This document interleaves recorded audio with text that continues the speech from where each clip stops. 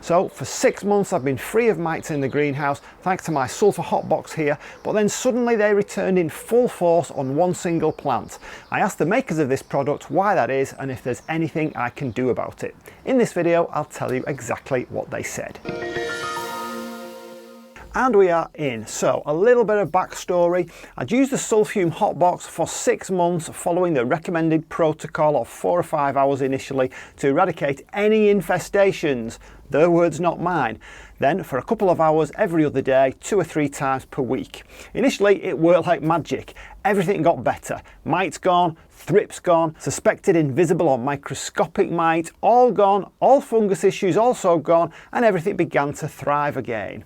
That lasted for 6 months until the Brugmansia, my resident mite magnet, came back into growth. The mite's population on that single plant suddenly began to explode with the coming of the warmer weather. What was my plan of action? Well, initially I wondered if I simply wasn't using the product for long enough periods. I got complacent and was only maintaining things with casual use, so I increased it to 5 hours every night for a couple of weeks. Guess what? The mite didn't flinch. I noticed, as others have, that the aroma from the sulphur declines rapidly after the first couple of uses. So I'd wondered if it was less effective the more you reheated the same crystals. So I dutifully replaced the sulphur crystals and tried again for another couple of weeks, 5 hours every single night. The result? Still no change to the mites. At that point I reached out to Hotbox International, the makers of this particular product, and asked them the following questions. Number 1, does the effectiveness of the sulphur wane over time? If so, how frequently should they be replaced? Number 2, is it possible that the mites could become resistant to the sulphur fumes? Now, just before we get into the direct response, let's have a look at the company's marketing claims. You can look at these yourself from the downloadable spec sheet from their website. They say that this product, number 1, cures powdery mildew. Number 2, cures black spots. And this is where it changes a little bit. Number 3, controls the spread of downy mildew. Number 4, controls the spread of botrytis. And here's the one we're interested in, number 5. And they say that sulphur is hostile to the environment of red spider mite. So they don't actually make the claim in that particular document that the mites will be permanently eradicated. However, if you look on the other downloadable document, the instructions, they tell you to use it for 2 to 4 hours per night. And here's the quote: until the infestation has been eradicated. So that's a direct quote from their instructions. This would at least, I think, lead you to believe that eradication was possible. So I think maybe you could argue that they're not being totally transparent with this.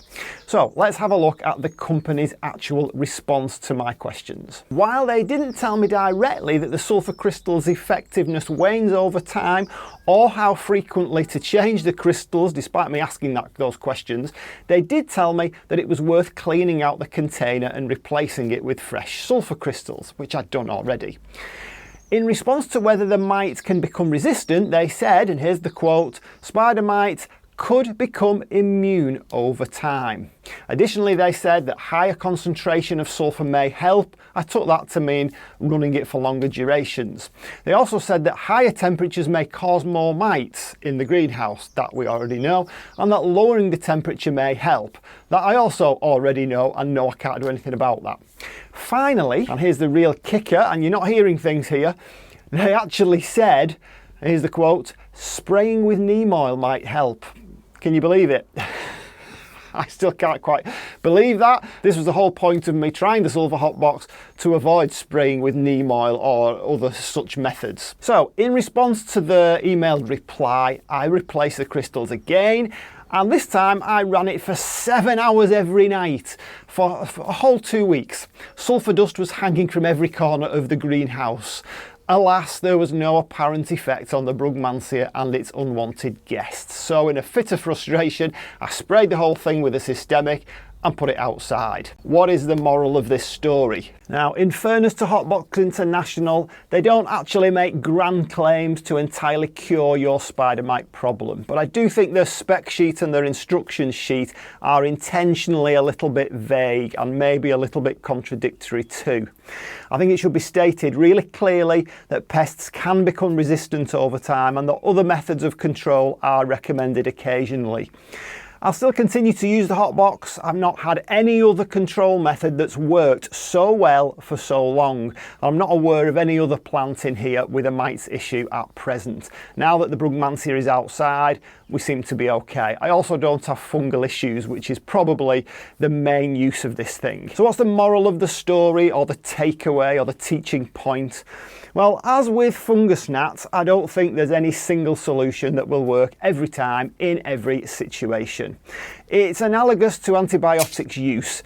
Use them sparingly, change methods frequently to avoid resistance build-up. So for me, it's soapy water in here for a while until the pests build up again, and then I'll go back to the Hotbox. It's a great tool to have in the arsenal against pests, but not the ultimate solution, because frankly, I don't think there is one. If you enjoyed that and have a fungus gnats problem yourself, as I did last year, then watch this video next. I'll see you on the next one.